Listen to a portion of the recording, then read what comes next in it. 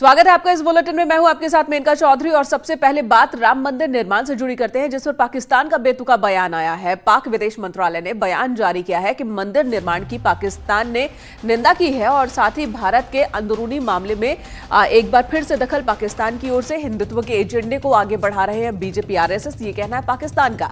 दुनिया कोरोना से लड़ रही है, भारत अपना एजेंडा बढ़ा रहा है। अयोध्या केस में सुप्रीम कोर्ट के फैसले पर भी पाकिस्तान ने सवाल उठाए हैं। तो इस तरीके से पाकिस्तान का बेतुका बयान अयोध्या मामले पर, मंदिर निर्माण को लेकर के आया है और साथ ही भारत के अंदरूनी मामले में पाकिस्तान की ये दखलंदाजी।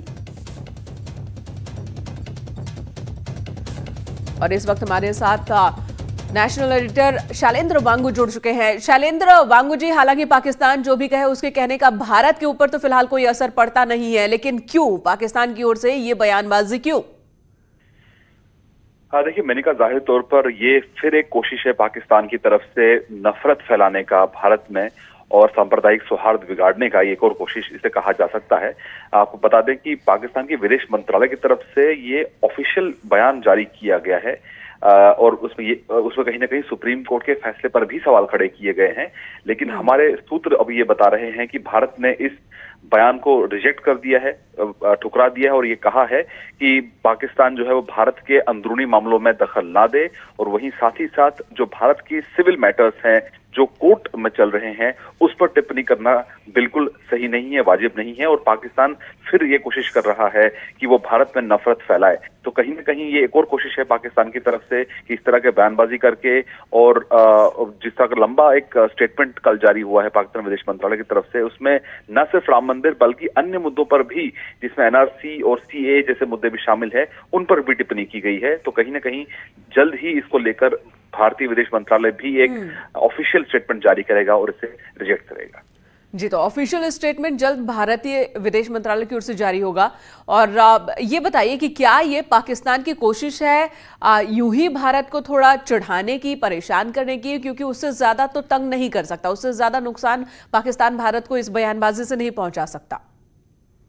जाहिर सी बात है, जब से कश्मीर को लेकर भारत ने एक ठोस कदम उठाया था 5 अगस्त को पिछले साल, उसके बाद से लगातार पाकिस्तान कोशिश कर रहा है कि बयानबाजी करके, हमने पिछले दिनों ये भी देखा है कि न सिर्फ पाकिस्तान के विदेश मंत्री बल्कि पाकिस्तान के प्रधानमंत्री भी लगातार इसी तरह की बयानबाजी कर रहे हैं भारत के खिलाफ। लेकिन इसका कोई असर नहीं है क्योंकि हमने देखा है कि पूरी दुनिया भारत के साथ खड़ी है और इस तरह के बयानबाजी करके पाकिस्तान सिर्फ और सिर्फ अपना उल्लू सीधा कर रहा है। और ये भी बड़ा सवाल है कि पाकिस्तान की खुद की माइनॉरिटी जो है, जिसमें सिख माइनॉरिटी की बात करें, हिंदू माइनॉरिटी की बात करें, उनकी वहां पर हालत क्या बनी हुई है, इसको लेकर भी दुनिया इस बात से अवगत है। लेकिन जहां तक राम मंदिर का सवाल है, वो भारत का अंदरूनी मामला है और पूरा प्रोसेस चला था इतने सालों तक राम मंदिर को लेकर सुप्रीम कोर्ट में भी, जिसके बाद एक फैसला सामने आया है और पूरे देश ने इसका स्वागत किया है।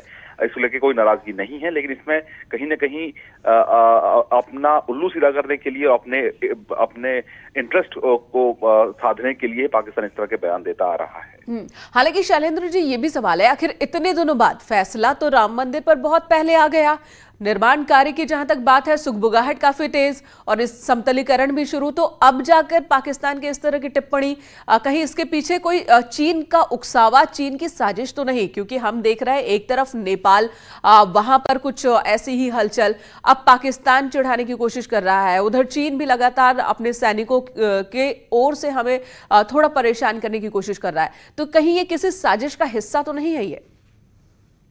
देखिए, पाकिस्तान की हमेशा से ही कोशिश रही है कि भारत में जो अंदरूनी जो हालात है उनको बिगाड़ा जाए। पंजाब की बात करें, कश्मीर की बात करें या फिर हिंदू मुस्लिम की बात करें, लगातार इस तरह की बयानबाजी पाकिस्तान की तरफ से रही है जो भारत के अंदरूनी मामले हैं। हालांकि जरूरत इस बात की है कि पाकिस्तान अपने अंदर झांक कर देखे कि वहां पर माइनॉरिटीज की क्या हालत है। आजादी से लेकर अब तक जो माइनॉरिटीज है उनका ग्राफ कितना घिरता चला गया है। आज भी वहां पर माइनॉरिटीज की जो बहू बेटियां होती है उनके साथ जबरन उनकी शादी करा दी जाती है और उनके साथ इंसाफ नहीं होता, ये जग जाहिर है। तो ऐसे में सिर्फ इस तरह के बयानबाजी करके पाकिस्तान सिर्फ और सिर्फ अपने इंटरेस्ट को साध रहा है। वो चाहता है कि भारत में जो सांप्रदायिक सौहार्द है वो बिगड़े, लेकिन ये जाहिर सी बात है पाकिस्तान के मंसूबे कभी पूरे नहीं होंगे क्योंकि भारत एक मजबूत देश है और भारत में माइनॉरिटीज को भी उतना ही हक है जितना कि मेजॉरिटी। बिल्कुल जाहिर सी बात है। तो पाकिस्तान केस कहेगा भारत के ऊपर, भारत की सेहत पर तो कोई असर नहीं पड़ने वाला। हाँ, इसका जवाब भी जरूर दिया जाएगा, जो प्रक्रिया है वो जरूर पूरी की जाएगी। धन्यवाद शैलेंद्र जी पूरी बातचीत के लिए। इधर बाबरी विध्वंस केस में आज का दिन अहम है। सीबीआई विशेष कोर्ट ने आज आरोपियों को तलब किया है। सीआरपीसी 313 के तहत सभी आरोपियों के बयान दर्ज होंगे। इससे पहले बाबरी केस में कल अभियोजन पक्ष की गवाही पूरी हुई। आडवाणी, जोशी, कल्याण समेत 32 आरोपी हैं। लखनऊ में सीबीआई के स्पेशल कोर्ट में हो रही है मामले की सुनवाई। बहुत ही अहम केस बाबरी विध्वंस मामले में जो विवादित एक ढांचा जिसे गिराया गया था कार सेवकों की ओर से, और इसी मामले में आज एक अहम दिन है, अहम सुनवाई है। सीबीआई के स्पेशल कोर्ट में यह सुनवाई होगी और आज आरोपियों को तलब किया गया है। सीआरपीसी की धारा 313 के तहत इन सब के बयान दर्ज किए जाएंगे और आज जो गवाही के लिए बयान दर्ज कराने के लिए जिनको बुलाया गया है उनमें 32 लोग हैं। लालकृष्ण आडवाणी, बीजेपी के सीनियर लीडर, मुरली मनोहर जोशी, कल्याण समेत 32 आरोपी हैं जिन्हें पेश होने के लिए कहा गया है। लखनऊ में सीबीआई के स्पेशल कोर्ट में इस मामले की सुनवाई हो रही है। तो एक तरफ इस विवादित जमीन को लेकर के फैसला सुप्रीम कोर्ट का आ चुका है और राम मंदिर के निर्माण का रास्ता साफ हो चुका है। ऋषभ मणि त्रिपाठी हमारे सहयोगी लखनऊ से हमारे साथ मौजूद है। ऋषभ, बहुत अहम दिन आज का। जी मेनका, देखिए ये एक बड़ा मामला है। जो आपराधिक मामला था ढांचा ध्वंस का, उसमें अब अभियोजन पक्ष, जो प्रोसिक्यूशन का पक्ष था, उसकी गवाही पूरी हो गई है। जितने इस मामले के गवाह थे, सीबीआई ने उनकी गवाही कल कंप्लीट करवा ली है और इसके बाद का जो प्रोसीजर होता है सीआरपीसी 313 के तहत आरोपियों को बुलाया जाता है अपनी गवाही देने के लिए। उसके लिए आज सीबीआई विशेष अयोध्या प्रकरण ने आज की तारीख तय की है कि 28 तारीख के सभी आरोपियों को तलब किया जाए, जिसमें लालकृष्ण आडवाणी, मुरली मनोहर जोशी, कल्याण सिंह, उमा भारती, रितंबरा, चंपत राय समेत 32 आरोपी हैं। तो दिन अहम हो जाता है क्योंकि सुप्रीम कोर्ट के निर्देश के बाद ये विशेष जज अयोध्या प्रकरण इस मामले को देख रहे हैं और कहा गया है जल्द से जल्द इस मामले को खत्म किया जाए। तो ये मान के चलिए कि अब ये मामला एक पायदान और आगे पहुंच चुका है और अपने फैसले के और नजदीक पहुंच गया है। मेनका जी ऋषभ, धन्यवाद पूरी जानकारी देने के लिए।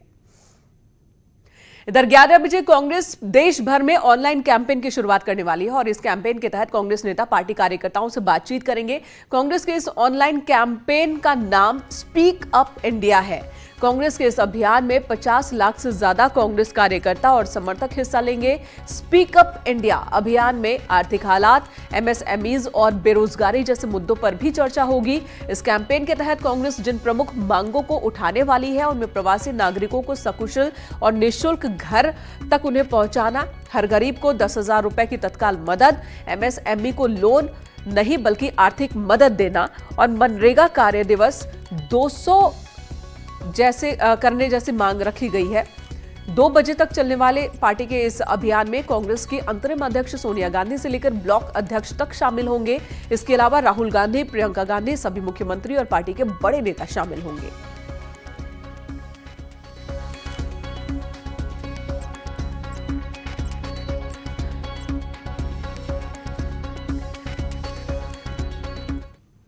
इधर रायबरेली से कांग्रेस विधायक अदिति सिंह कांग्रेस छोड़ने वाली हैं। अदिति सिंह ने अपने ट्विटर हैंडल से कांग्रेस हटा लिया है। इससे पहले ज्योतिरादित्य सिंधिया ने भी कुछ ऐसा ही किया था और उन्हीं के राह पर चलते हुए कांग्रेस विधायक अदिति सिंह दिख रही हैं। ज्योतिरादित्य सिंधिया ने भी सबसे पहले ट्विटर हैंडल से ही कांग्रेस हटाया था। ट्विटर ने भी अदिति सिंह के आईडी से ब्लू टिक हटा लिया है। अदिति सिंह रायबरेली से कांग्रेस विधायक हैं। लगातार पार्टी के से अलग उनका रुख कई अहम मुद्दों पर रहा है और पार्टी को लेकर भी उनकी बयानबाजी ऐसी रही है अब तक, जिस पर कार्रवाई पार्टी की ओर से अब तक हालांकि कोई कार्रवाई की नहीं गई, नोटिस ही भेजा गया और इसे लेकर भी पार्टी के कई वरिष्ठ अधिकारियों ने और नेताओं ने सवाल भी उठाए। लेकिन अब अदिति सिंह ने, देखिए जरा, ये 2 तस्वीर आपको दिखा रहे हैं ट्विटर हैंडल की। आप देख सकते हैं कि पहली तस्वीर में कांग्रेस का जिक्र है अदिति सिंह के नाम के साथ, लेकिन दूसरी तस्वीर में कांग्रेस का जिक्र नहीं है।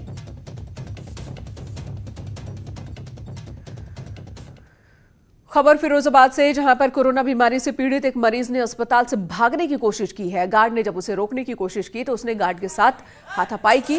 कोरोना के इस मरीज की कारगुजारी से अस्पताल में कई घंटे तक दहशत का माहौल बन गया। मरीज का नाम हरिकेश है, जो 2 दिन पहले ही आइसोलेट हुआ था। रात में इसने अस्पताल की तीसरी मंजिल से पाइप के सहारे उतरकर भागने की कोशिश की। पुलिस ने पीपीई किट पहनकर मरीज को पकड़ा। उसे एक अलग कमरे में अब आइसोलेट करके रखा गया है। हाँ, अभी रात में उसने बाहर निकलने की कोशिश करी है। उसने खिड़की खोली है, स्टाफ को डराया था तो स्टाफ ने थोड़ी कोशिश तो करी उसको पकड़ने की, बट उसने स्टाफ को रॉड से, जो खिड़की की रॉड है उससे डराया तो स्टाफ छुप गया। फिर वो जो ऊपर एसी की पाइप होता है और डायलिसिस का मशीन का पाइप वगैरह होता है उसको पकड़कर वो नीचे उतरा है। फिर फर्स्ट फ्लोर से वो छज्जे से कूदा है तो ही इज़ ऑल राइट, उसको कोई नुकसान नहीं हुआ है। अरविंद शर्मा हमारे सहयोगी फिरोजाबाद से इस वक्त हमारे साथ मौजूद है। अरविंद, क्यों भागने की कोशिश की थी इसने और अभी भी क्या आइसोलेट वहीं पर है या कहीं और रखा गया? देखिए, मैंने आपको बता दूं, रात में करीब 11 बजे के आसपास की बात है और इसकी जो मानसिक स्थिति है वो ठीक नहीं बताई जा रही है। फिलहाल जो हमारे जो मेडिकल कॉलेज के जो डॉक्टर्स हैं उनसे बात हुई थी तो उनका कहना था कि इसकी दिमागी हालत ठीक नहीं है, इसलिए इसने उसमें से भागने की कोशिश की। इसने जंगला है उसको तोड़ा है। जंगला तोड़ने के बाद उसमें से पाइप के सहारे नीचे फ्लोर पर उतरा, तीसरी मंजिल पर आइसोलेट था। नीचे उतरने के बाद जब इसको गार्ड ने रोका तो गार्ड को भी इसने डंडों से पीटा, वीडियो भी है। और उसके बाद काफी देर तक अस्पताल में दहशत का माहौल रहा है, क्योंकि ये कोरोना पॉजिटिव था, इसलिए हर आदमी इसके संपर्क में आने से डर रहा था। कहीं ऐसा ना हो कि जो संपर्क में आए वही कोरोना का शिकार न हो जाए। उसके बाद पुलिस, जो थाने की पुलिस है वो पहुंची है। पुलिस ने पीपीई किट पहन करके इसको पकड़ा है। इसको एम्बुलेंस के जरिए दूसरे एक वार्ड में शिफ्ट किया गया, जहां इसको अकेला को रखा गया है। जी मैंने कहा जी, तो फिलहाल इसे आइसोलेट करके अकेला रखा गया है। अरविंद, धन्यवाद इस वक्त पूरी जानकारी देने के लिए। इधर भदोही जिले के रामपुर गंगा घाट पर एम्बुलेंस और पुलिस की जीप पर ग्रामीणों ने जमकर पथराव किया है। एम्बुलेंस चालक और पुलिस की जीप में सवार पुलिसकर्मी अपनी जान बचाकर भागे। असल में सूरत से आए एक शख्स की मौत हो गई थी, जिसे कोरोना संदिग्ध माना जा रहा था। एम्बुलेंस से उसका शव गंगा घाट पर अंतिम संस्कार के लिए लाया गया था, जिसका ग्रामीण विरोध कर रहे थे। आपको बता दें कुछ दिन पहले भी ऐसे ही एक शव को लेकर एम्बुलेंस गंगा घाट पर पहुंची थी, जिस पर ग्रामीणों ने पथराव किया था।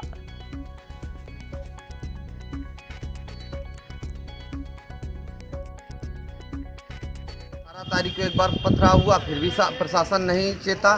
फिर आज लेके गए, फिर भी वहां पे ले जाने के बाद पथराव हुआ। एमटी पायलट को हमारे चोट आई है।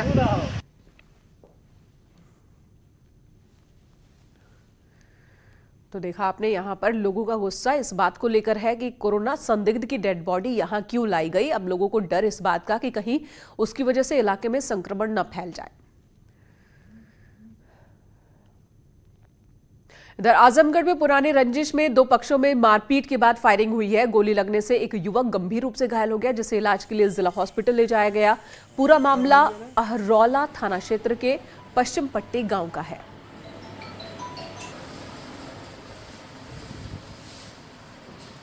हमारी जमीन जबरदस्ती कब्जा किया, हमारी जोपी हमारे नाम से। तो आपको गोली किसने मारा पहले? संजय। किस बात में मारे? सर, हम अपनी खेती में नेनुआ, लौकी और भिंडी भी बोए, सिंचाई कर रहे हैं। उधर रामपुर के थानागंज के सेजनी इलाके में एक युवक का घर में ही शव मिला है और शव कमरे की छत से हुक से लटका हुआ था। उवैश नाम है इस शख्स का। कुछ दिन पहले पत्नी से झगड़ा हुआ था, पत्नी नाराज होकर मायके चली गई थी। पुलिस का कहना है कि पोस्टमार्टम की रिपोर्ट आने के बाद ही आगे की जांच की जाएगी। अभी इनको शनाख्त के दिन बुलाने भेजा था मैंने दोनों को, तो ये नहीं आया। इसको मारने चिपट गया। कौन? इसका घर वाला वो। झगड़ा कब हुआ था? शनाख्त के दिन ये दोनों आ गए, माँ बेटी दोनों आ गई। पोस्टमार्टम रिपोर्ट से जो तथ्य सामने आएंगे उसके बाद परिवार के जो लोग बताएंगे, पोस्टमार्टम जांच के आधार पर आगे की विधिक कार्रवाई। खबर कासगंज से, जहां जिले के कोतवाली सोरो क्षेत्र के मढ़ई मोहल्ले में जमीन के विवाद में 1 दर्जन से अधिक दबंगों ने घर में घुसकर एक गरीब परिवार पर लाठी डंडों और तमंचों की बट से जानलेवा हमला किया है। हमले में 2 महिलाओं समेत 6 लोग घायल हुए हैं, जिनका जिला हॉस्पिटल में इलाज चल रहा है। पीड़ित पक्ष ने पुलिस पर दबंगों के साथ मिलीभगत का आरोप लगाया है। किससे मारा? हथौड़े से मारा, और जो टंकी का पाइप नहीं होता है लोहे का, उससे मारा, और वो छेड़ी ले ली, तमंचे का वो मारा गया, बट्टे मारी तमंचे की। तो अम्मा के मम्मी की चोट है? किस की? अम्मा के, मम्मी के, पापा के, हमारे भी मारी लाठी, हमारे भी घुमड़ा है। इधर गोंडा जिले के खुडारे थाना क्षेत्र के समसापुर गांव में दबंगों ने जमीन के विवाद को लेकर एक परिवार से मारपीट की है। आरोप है कि दबंगों ने धारदार हथियार से हमला बोला और घर में खड़े स्कॉर्पियो ट्रैक्टर में तोड़फोड़ की है। मारपीट में 2 लोगों को गंभीर रूप से चोट पहुंची है, जिन्हें जिला हॉस्पिटल ले जाया गया। पुलिस का कहना है कि दोनों ओर से केस दर्ज कराया गया है, मामले की जांच चल रही है। जमीनी विवाद के लेकर हमारे ऊपर धारदार विवाद आ रहा है, हमला की, गाड़ी तोड़ दी। सुसंगत धाराओं में अभियोग पंजीकृत कर लिया गया है। आगे की विवेचनात्मक कार्रवाई की जा रही है। मौके पर शांति व्यवस्था कायम है, लॉ एंड ऑर्डर की कोई समस्या नहीं है। और अगली खबर भी गोंडा से ही है, जहां पर मोतीगंज थाना क्षेत्र के चौरी हरसोपट्टी गांव में लॉकडाउन के बीच घर में घुस गए लुटेरे और लुटेरों के गिरोह ने जमकर तांडव मचाया है। नकदी जेवर लेकर फरार हो गए। आरोप है कि विरोध करने पर लुटेरों ने घर के 16 साल के किशोर पर पेट्रोल डालकर उसे जिंदा जलाने की कोशिश की। लुटेरों ने युवक के हाथ पैर बांध दिए, उसके पैर पर पेट्रोल छिड़ककर आग लगा दी, जिससे उसका पैर गंभीर रूप से झुलस चुका है। घायल किशोर को इलाज के लिए जिला हॉस्पिटल में भर्ती कराया गया। शुरुआती जांच में पुलिस घटना को संदिग्ध बता रही है और जिन पर आरोप लगाया गया है वो पड़ोसी ही हैं और उनसे जमीन का विवाद था। कि ये कुछ लोग चोरी करने आए थे घर में, गांव के ही थे, तो मतलब चोरी कर रहे थे तो कुछ आवाज़ हुई, तो मेरा छोटा भाई गया उठ के देखने के लिए। तब तक 5-6 लोग थे, इसे पकड़ के मतलब बांध भी दिया और चोरी कर लिया जितना पैसा वैसा सब। हम दृष्टया ये मामला थोड़ा संदिग्ध लग रहा है, क्योंकि वो चाचा जो है वो विकलांग है और हार्ट का पेशेंट है। वो जब पुलिस गई तब भी अपने घर पे वो सो रहा था, बाहर चारपाई पे सो रहा था। तो कोई घटना करने के बाद कैसे सो सकता है अपने घर पे? तो जिन लोगों को नामजद किया गया है वो उनके परिवार के ही हैं। इधर मथुरा जिले के थानाफरा क्षेत्र के पिगड़ी गांव में मोटरसाइकिल सवार पीआरवी के पुलिसकर्मियों से प्रधान और उसके समर्थकों ने अभद्रता की है और उनकी डायल 112 मोटरसाइकिल छीन कर ले गए। पुलिसकर्मियों ने अपने साथ हुई घटना की सूचना जैसे ही आलाधिकारियों को दी तो पूरे पुलिस महकमे में हड़कंप मच गया। कई घंटे की मशक्कत और सर्च ऑपरेशन के बाद मोटरसाइकिल एक जगह लावारिस हालत में बरामद कर ली गई। तब जाकर पुलिस के अधिकारियों ने राहत की सांस ली। फिलहाल पुलिस घटना को अंजाम देने वाले गांव पिगड़ी के प्रधान की तलाश में जुटी है।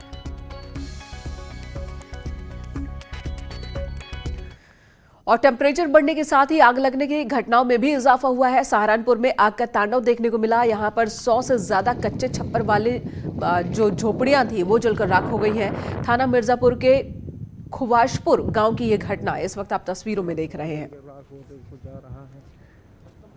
तो इस इलाके में जितने लोग रह रहे थे सभी परेशान, क्योंकि सबकी झोपड़ियां जल गई हैं और यहाँ पर कम से कम 100 झोपड़ियां थी जिनमें 500 से 600 लोग रहते थे, वो सभी अब बेघर हो गए हैं। उधर कानपुर के ककवन थाना क्षेत्र के पत्तेपुरवा गांव में आग लगने से हड़कंप मच गया। आग का कारण सिलेंडर लीकेज होना बताया जा रहा है। गांव के लोगों ने कड़ी मशक्कत के बाद इस आग पर काबू पाया। आग में घर का सामान जलकर राख हो गया।